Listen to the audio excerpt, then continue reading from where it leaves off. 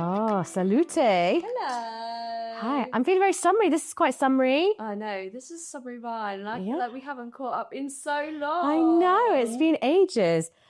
Oh, but isn't it nice having all this, finally, the blue sky? I know, it makes such a difference. Really does. And you'll know that we've just come back from a holiday, a family holiday, and there is so much dread of when you get off the plane, it's going to be like freezing cold and gloomy and rainy, but it really sort of puts those holiday blues at bay when you come back and it's relatively mild, sunny and bright. We got in the car, I think it was 7 p.m, and it was still nice and sunny because we've been away for the clock change. Oh, yeah, of course. Yeah, so when we'd come back, it was so bright and light and airy, and I thought, this is exactly what I need. And now to sort of be going into my work week, not needing my umbrella, not being freezing cold, it's taking the edge off the holiday blues for sure. It does. And I think there's something around, like, you know, the endorphins that you get naturally from seeing the blue sky. But like you're saying about actually that change of requirement as well. Yeah. You don't have to have the big lug coat. You don't have to have the umbrella and the, you know, all the kind of gloves and scarves and, you know, all these things that you're taking with you just for like a day out or whatever. Whereas now you're like, oh, I'm just going to leave the house as I am. It makes such a difference. And like, I'm a fair weather human, and I've said this a lot, but we often go on like winter sun holidays as well. Fair. Yeah. But then when you come back, it's almost worse. It makes it worse. Yeah, I can get that. Worse. Yeah. So we try to bookend the UK winter with a sunny holiday. Yeah. But then that bit right in the middle is like so dark and gloomy while you're waiting for the next one.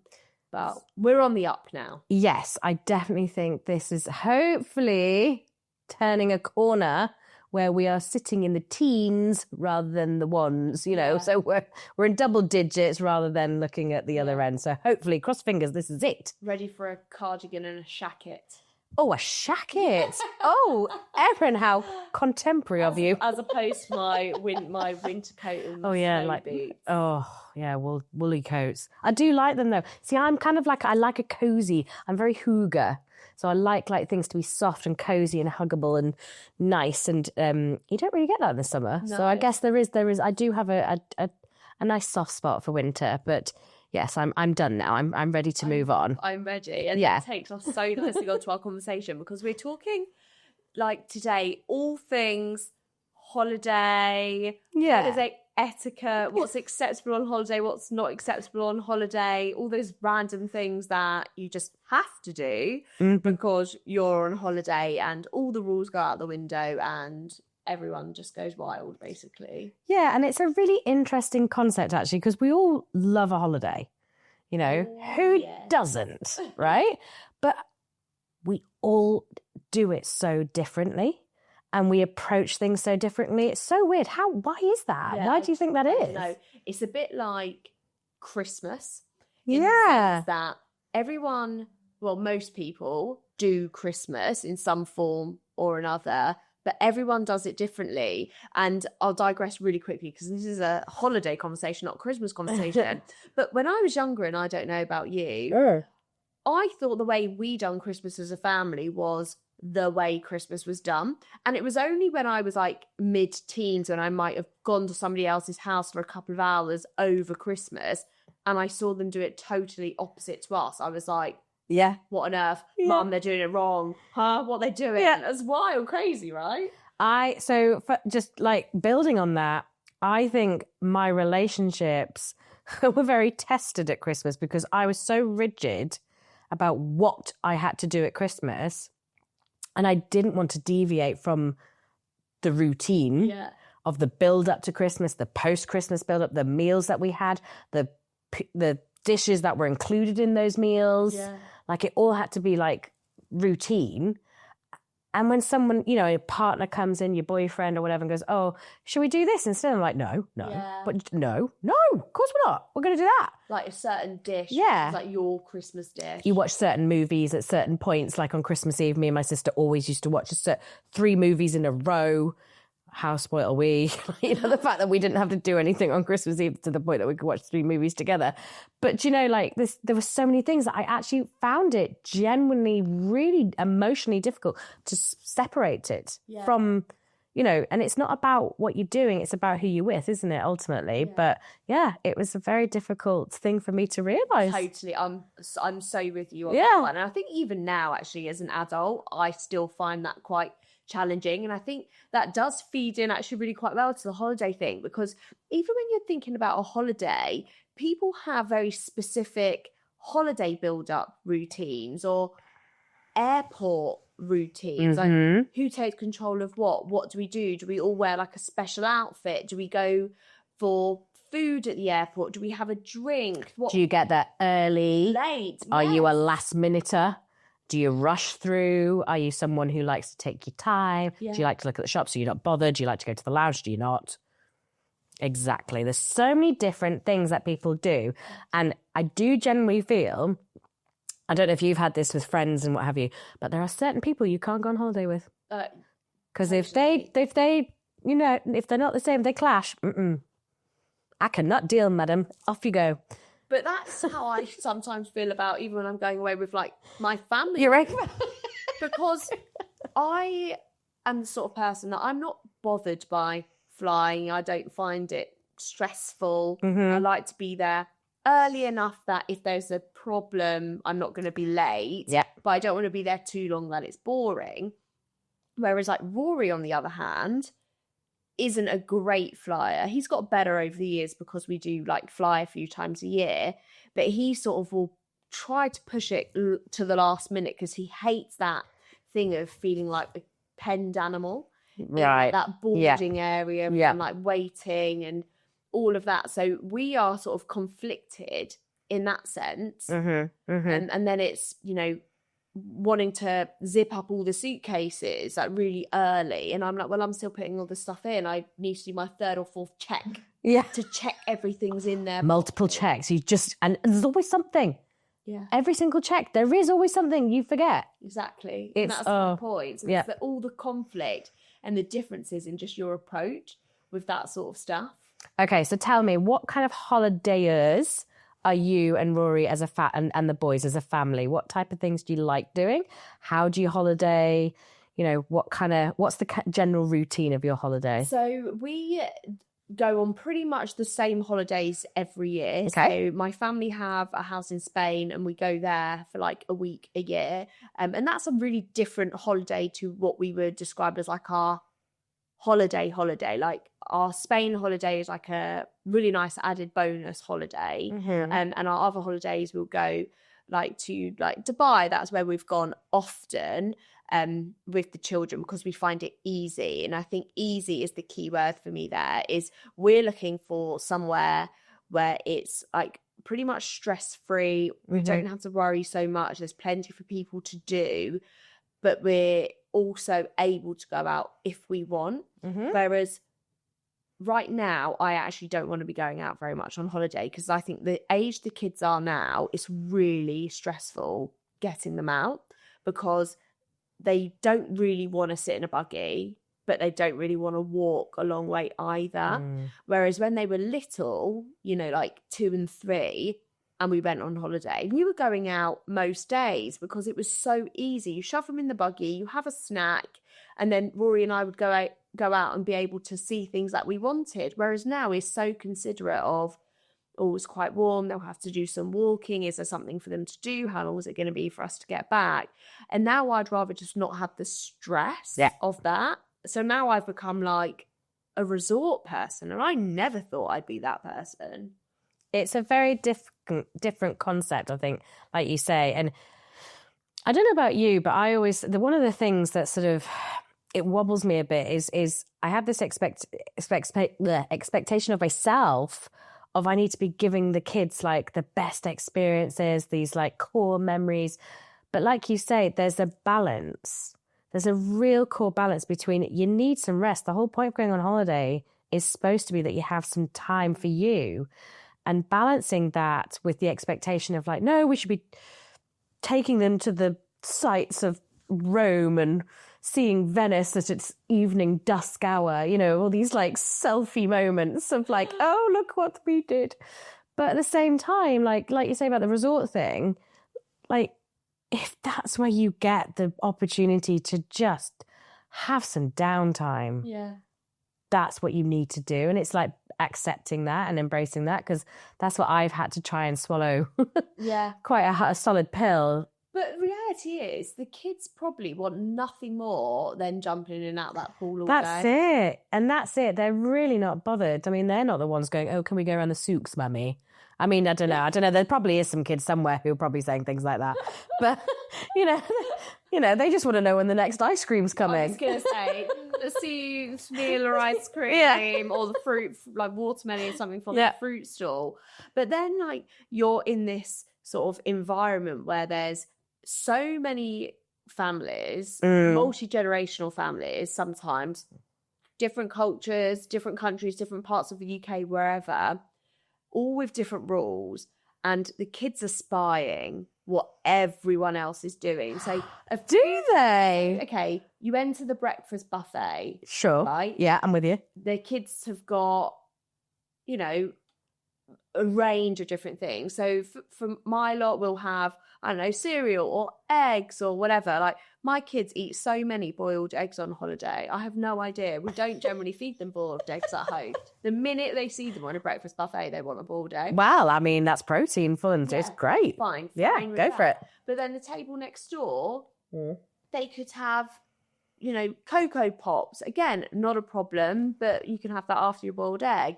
Or Nutella pancakes or whatever. And it's, you know, it's Freddie's like, oh, mummy, can I have a Nutella pancake? You can after you've had something else, but they've got that. That becomes the difficulty then. And then you leave the breakfast buffet. It's 9:30, 10 o'clock. You go down to the pool and the first person's got ice cream. Mummy, can I have an ice cream?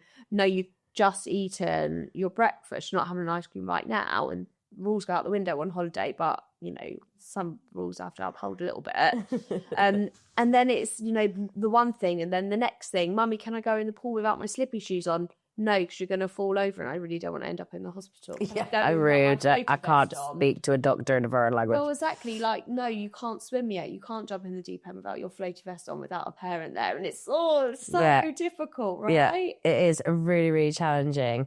And I think there is that, it's interesting you say that about how it's just that constant kind of, it's almost like an excitement, isn't it? They're kind of like, what's the next thing? Where's the next thing? And they're doing it. I want to do that. And it's kind of like, you know, that, like you say, there's no routine really. Because, I have to admit, I maybe did potentially, perhaps gave my 5-year-old a ice cream at maybe 10:30 in the morning. I love that.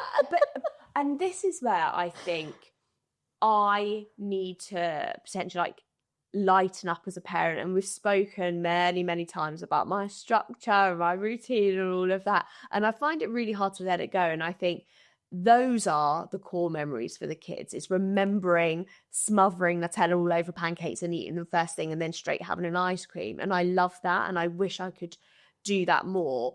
But then, you know, I know my kids. And for example, if they had ice cream first thing, chocolate pancakes first thing, a donut first thing, their behaviour for the rest of the morning would be going downhill. And then I would feel that I need to bring them into line on that or tell them off, or they'd be going wild. And then it's self-inflicted. It's not fair for them. It's not fair for me, because then it's less stressful for me because I'm telling them off all the time and I've given that to them.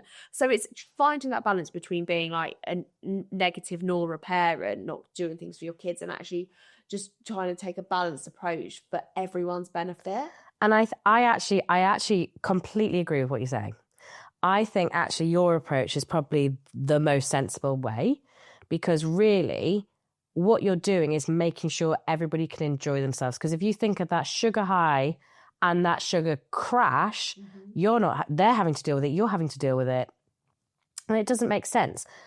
Okay, fine. You know, admittedly, she didn't have an ice cream like every day we were there, like after breakfast or whatever. But it was a treat, you know, it's that one treat. And that's a core memory, the one treat, you know, that, oh my God, that, you know, mum and dad let me have on holiday one day. And like, I don't think people, it's that guilt thing. Do you know what I mean? It's that whole thing of having to spoil your kids all the time.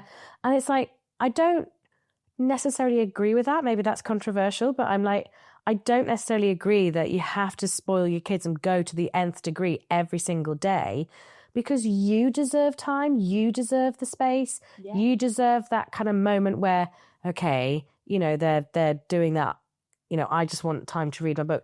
We literally took the kids to Bournemouth Beach on Saturday, and we got them ice cream, so they were having their sugar high moments. And I was like, Lawrence, can you handle this for half an hour?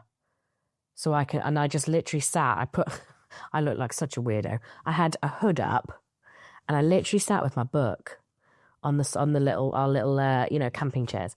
And I was like this, and I literally put my book up so I couldn't even see anybody. And I was like this, and I was reading. And I was just like, this is quite possibly the most beautiful moment I've had in weeks. Lovely. And it was, I mean, I didn't end up doing half an hour, but it was just so nice to have that one moment for myself. Yeah. Instead of having to go like, oh, kids, look at this wave. Oh, kids, build this castle. Oh, kids, do this. And I was like, no, I want a moment right now. Yeah. You know? We're doing that for the kids. Like we're doing that for us, but we're telling ourselves it's for the children. Yeah. And I have a very similar moment. You're sitting there with your hood up with your book on the beach, you know, watching the waves. And there's me at the swim up bar at 10 a.m. with my strawberry daiquiri, you know. Oh, girl, come on. I love you. Cheers. Yes. But that is like, you know, and that's really funny because the children are like, oh, mummy, can I have a slushie? And I'm like, absolutely not. You are not having a slushie. This slushie is for me. And grown up slushies. Yeah, and that's fine. And I love that. And, you know, I would never usually have an alcoholic drink at 10 o'clock in the morning, 11 o'clock in the morning, midday, pushing it sometimes, maybe. But on holiday, that is just normal, and everyone is just waiting for it. And I do love that. And then you've got, you know, all of that etiquette of, you know, running down to get your sunbeds and guilty as charged. There was me, 7:30 a.m. most days, because I was up, you know, and the time difference in Dubai meant we were going to bed relatively early for us as adults, but then getting up quite early as well. So I'd be up there getting my sunbed because I don't want to have to be necessarily in the pool when my kids are in the pool. So if my sunbed's at the pool edge, yeah, for sure, yeah, I can watch them. It's almost like they need to have around the pool parent and child parking. They need to have a section. Do you know what I mean? I love that. There should be like blue badge, and then there should be the parent and child. I love that. Close enough to the toilet. Yes. Close enough to the fruit. There's the ice cream. Like, let's make an area, and then that could be, you know, just an agreement. There's just a sign, just a little sign. That's all you need. Yeah. Okay. I love that. Can we just say we've just copyrighted that just by saying that this is our Vix and Erin have just copyrighted that. I love We that. shall sell it to TUI. We shall sell it to Jet2. But it's so true. And actually, that would be better for most people. But then we found ourselves. So I feel like I'm running you through my holiday right now, day by day. So we've done the breakfast. We've got the sunbed. Yes, good. And we then all pile down at, you know, after breakfast, 9:30, 10 o'clock, whatever time it is. And then one row behind us is a couple, probably slightly older than us, left their kids at home, book out, newspaper, whatever. Our kids roll up, toys everywhere, throwing stuff, shouting. We sort of turn around, we're like, oh, we're so sorry. They're like, oh, don't worry. Haha, we've got kids. We left them at home. We understand. And then you're like, oh my God, I'm literally going to ruin these people's holiday with our children just being wild. And then you're getting into that expectations thing. Like, oh, do I need to tell you this so everyone thinks I'm looking after you properly? That's a big one. It's that guilt of sort of I don't know, like, kids are kids. And arguably it's a family resort. Okay, family resort, kids are kids. The kids have got a massive pool in front of them. They've got a load of inflatables. I mean, that's paradise. Like, of course they're going to be hyper. Of course they're going to have fun. Of course they're going to be loud. Which 5-year-old knows how to be quiet? Yeah, but I think as a parent or anyone, but it's allowing that. It's being allowed to do that with your children and let them have fun. And I mean, don't get me wrong. I mean, I've been, guilty of a slight side eye when there's been like an unruly kid kind of rolling around, but they are kids like that, and it's difficult because you do feel guilty. You feel that you need to make an excuse. Yeah. You feel you need to say something. I think it's so hard, I think, for parents sometimes because you don't deserve to have like this constant worry. Yeah. Do you know what I mean? Yeah. And it's like, well done, Bob and Sally. Your kids are grown up. Good for you. They're at home with Nanny Sharon or whoever, like fine. But for you, you're enabling those kids to have fun, and they just need to really accept that if they want to have a quiet, nice, peaceful holiday, don't go to a family resort. Yeah, and we never had any problems with anyone that was around us. It was more of our own guilt. Yeah. And that's the same as when you're in that restaurant environment when I agree. Everyone, you're trying to grab stuff here and grab stuff there, and you're constantly worried about what. And they've had a full day of sun. Yeah, they'd be tired. You've had to get them bathed and or showered or whatever. They're in their nicely cute, adorable little outfits, and you're like, don't get chocolate ice cream on that. Don't get chocolate ice cream on that. Oh yes, well, and this is the thing, right? So you're going on a week's holiday. How many clothes can you pack? This is it, yeah. And please don't get it dirty. Please don't get it dirty. Like first lick of that ice cream and it's down the top. You're like, oh gosh, no, what are you doing? Yeah. And I can't. Like, there is really only so much stuff that like I can pack, the children can pack. Yeah. So a couple of years ago, so when I went on holiday as a child and we ever stayed anywhere where we didn't have like access to a washing machine, my mum always took like travel wash. So that's yes. I take travel wash. Yeah. Travel wash. Great. So when Rory and I used to go on holidays, we done that. Fine, whatever. And then I thought, I feel like I could take this one step further. Oh, go on, Erin. Please tell. The travel washers isn't quite cutting it anymore. And I'd seen on How TikTok, can you go one step further? So I'd seen on TikTok this portable washing machine that basically collapsed like a bucket and spade bucket thing that you can collapse. You can get foldable washing baskets, that sort of thing. So okay, concertina down. Yes, right, and it had a motor in it. It was electric. You plugged it into the wall. Stop. So it's about, I think it was 8 or 10 litres. So it folded down into a square cube when I popped it in the back of the suitcase. Fine. So when I take it out now, I take a little pot of not travel wash, actual not fairy liquid, the washing machine. Yeah, the detergent. Detergent. I plug my washing machine in the hotel room and I run it on a 15-minute cycle. Kids' pants, our pants, a t-shirt here and there. Erin. I know. Game changer. You're a holiday goddess. Seriously, game changer. Oh my goodness. And this is, I know, by the way, we don't get sponsored by anybody. This is TikTok that you found this? So I saw it on TikTok, but I bought it from Amazon. So okay. There's loads of different ones, but it literally changed my approach to everything because I now take my washing detergent. My anxiety would just drop. My fold-up washing machine and a stain remover pen. So that chocolate ice cream that's on that lovely white T-shirt now, quickly after we get in from the night out or the next morning, I put the wash on, then hang it out on the balcony. I am totally shooketh. That is, that's a game changer. So now for an 8-day holiday, Rory's taking 3 T-shirts. Oh, look at that. I know. Honestly, I am never lost for words. That is amazing. And I told a couple of friends about this. So I told somebody on holiday about this, and I told a friend that lives in Dubai about it as well. And I was like, oh, well, this is my washing machine. She was like, your what? I was like, yeah, I bring my washing machine. And it's great. So highly recommend if you're going on a holiday, you don't want to have to pack. I do feel we might need to kind of share this info. You might have to link it on our stories. Right. I probably have a video of it running its cycle. Oh my God, do. Oh my God, that's going to make me... But that is that's another thing as well, right? Is like managing the washing on holiday. And a friend that was also with Dubai with us, she took it even one step further than the washing machine, right? So I thought my washing machine was good. Okay, I'm waiting in. But here, come on. Penultimate day of holiday. Yeah. She got a external company to come in and collect all of the laundry. Yeah.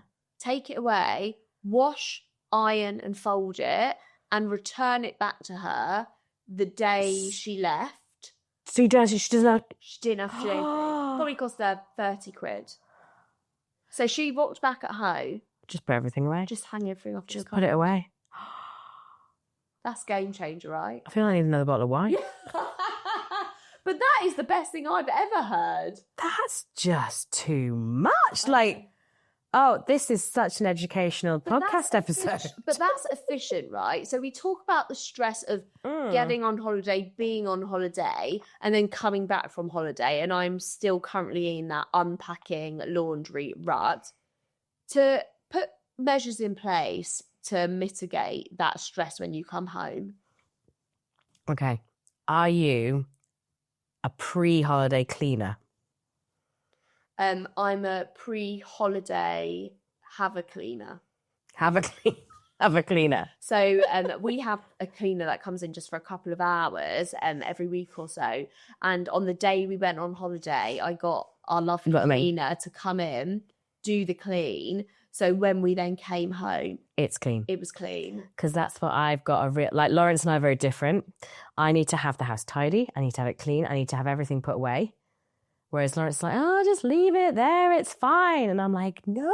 Yeah, but then I am, when we get home, lovely and clean. But as I said, like I'm now in a post-holiday mess where I've got suitcases everywhere. Yeah. Like laundry being done. And it takes me a good few weeks to get everything sorted. I hate that part. I hate it. Worst part of the holiday. It is tricky. When you go to Spain, do you find it a little bit easier coming back? Because it's not as...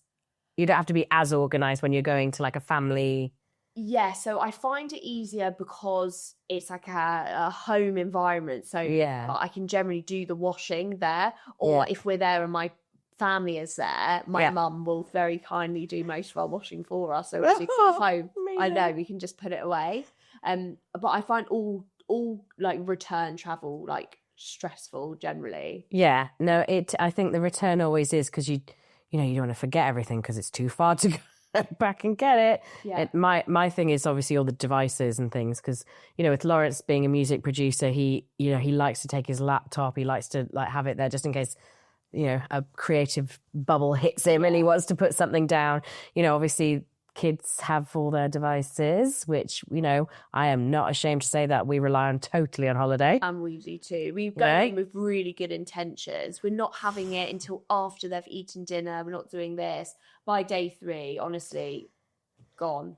If it means you get a moment, do you know what I mean? Yeah. It's just, it's a game changer, I think, having devices. I think, I know this may sound counterintuitive, what we were saying a couple of episodes ago, but I think Sophia has never really been bothered about devices.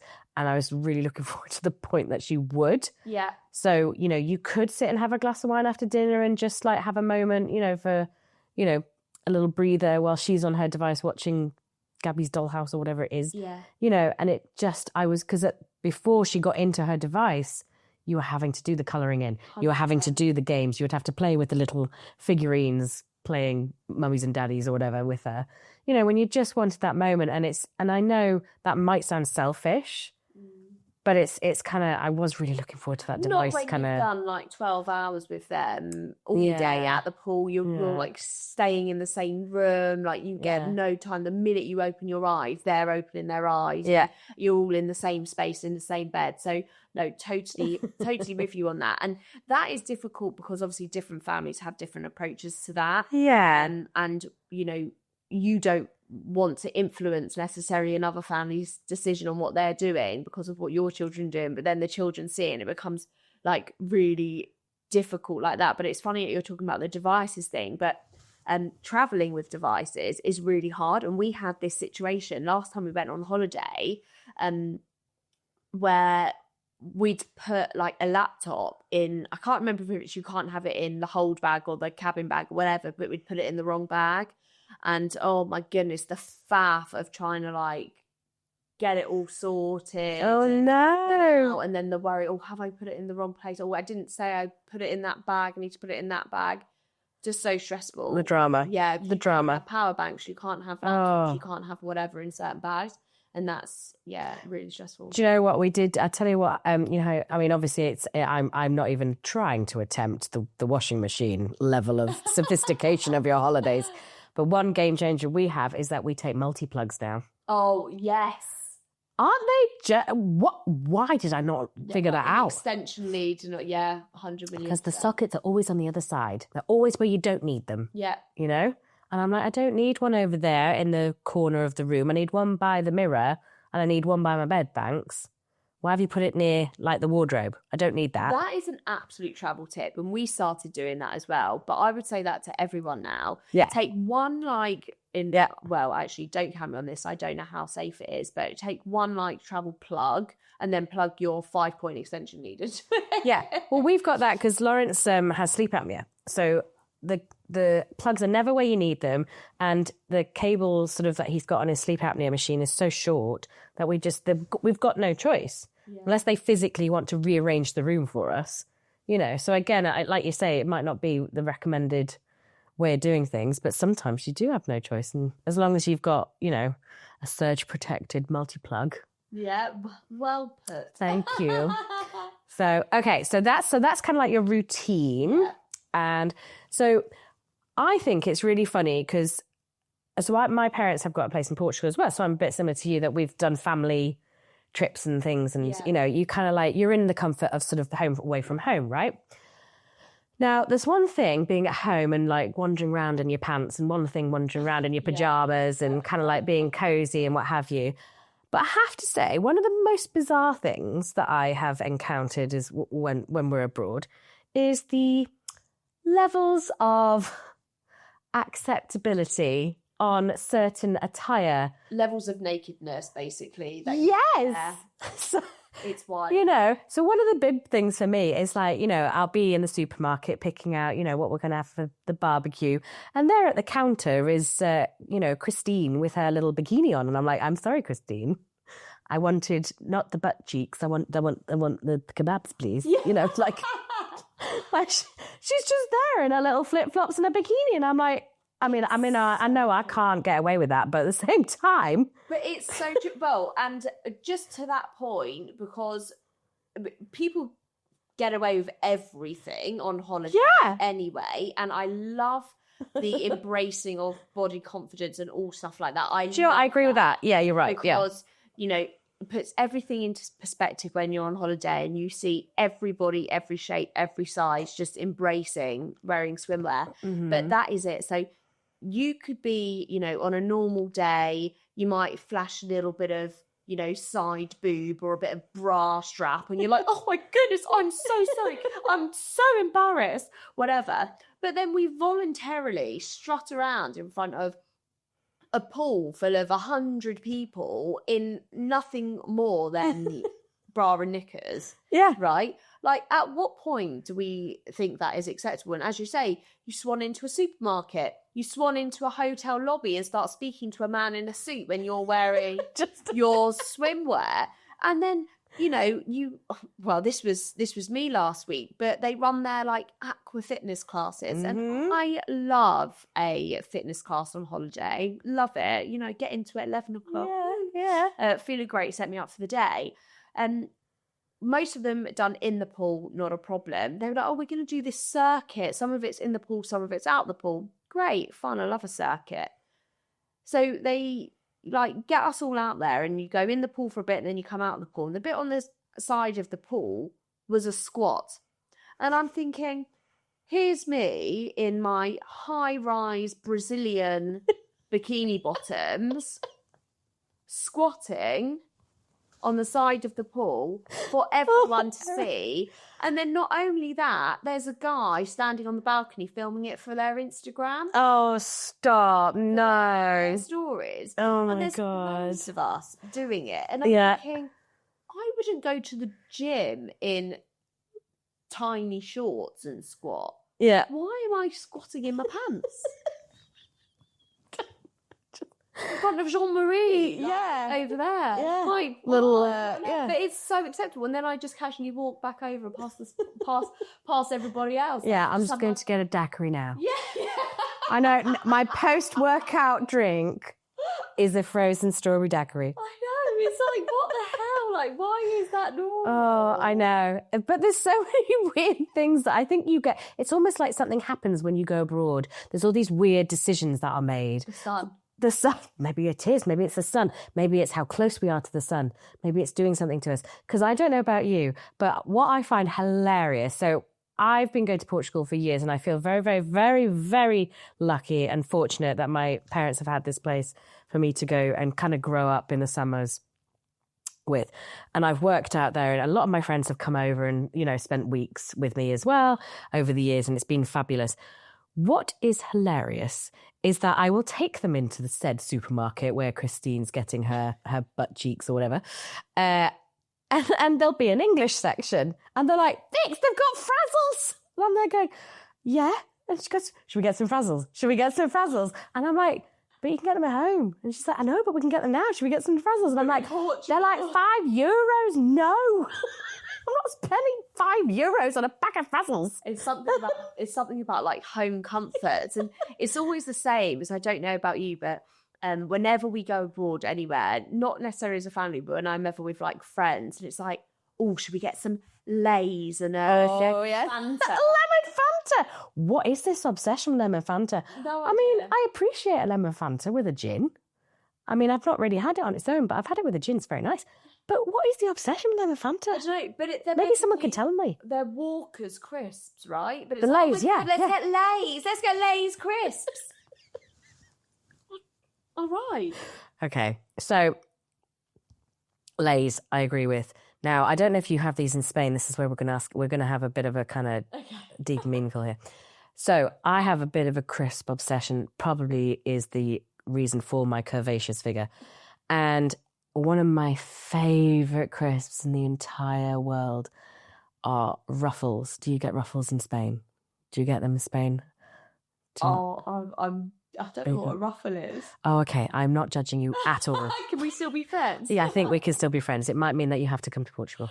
So there's a crisp called a ruffle, and it's like a ridge crisp, like a McCoy, if you will. Yeah. Like a McCoy.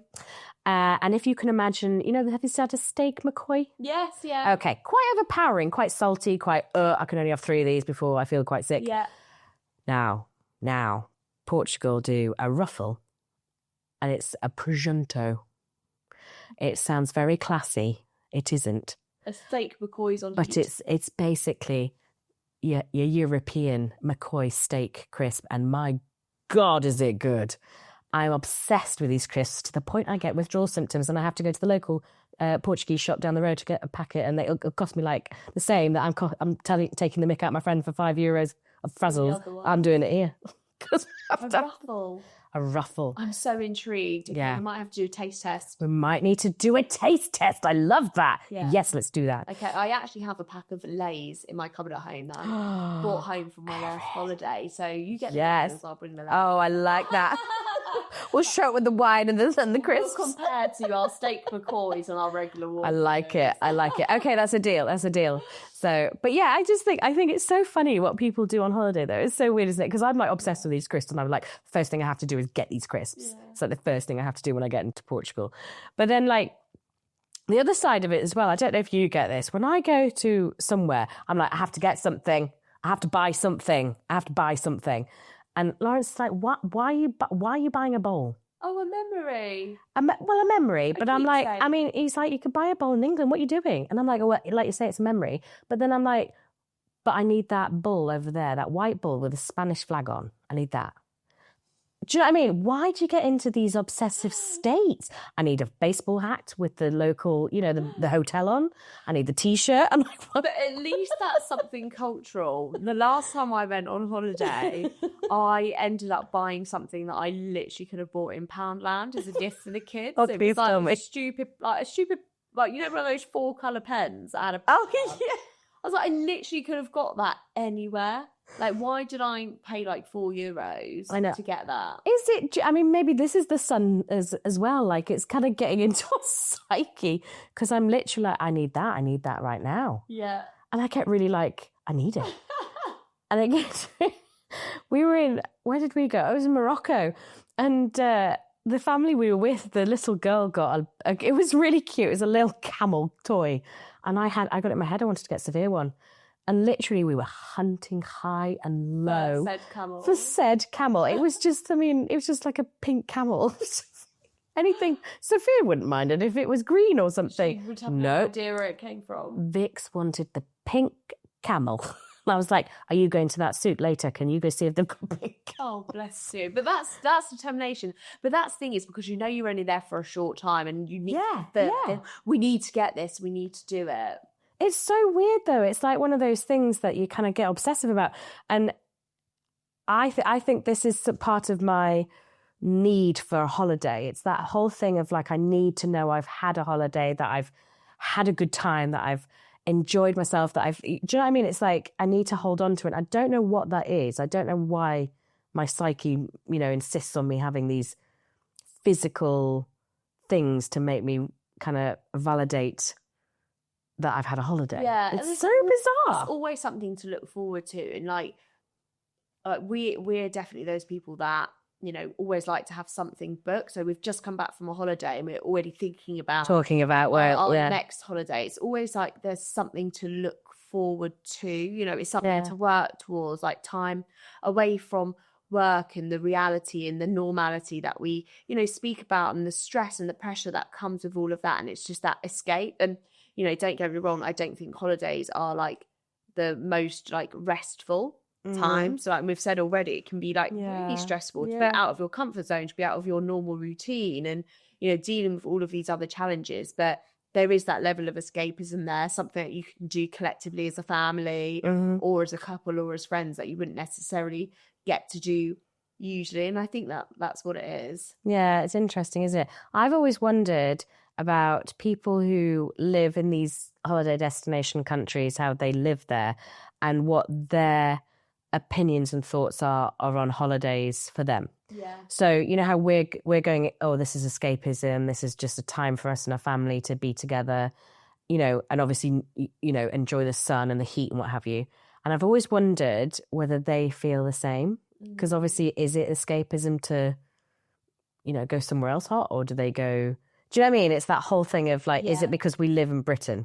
Yeah, and I think this is certainly a conversation for another day, because we speak about that at home a lot, because we always, think about the possibility of moving abroad or living abroad. And I do say often is you're looking at it through holiday eyes. You're not looking at it through reality. And actually all the fun's taken away when you've got bills to pay and work to do and whatever. But no, definitely a conversation, I think, to talk about, like the wants of doing different things in life, potentially like out of comfort. Yeah, the grass is always greener. Grass, but maybe not always greener. Yeah. We don't know. Interesting. Oh, yes. Okay, well, we'll pin that one. We'll do that one at a time, along with our crisp taste test. Yes.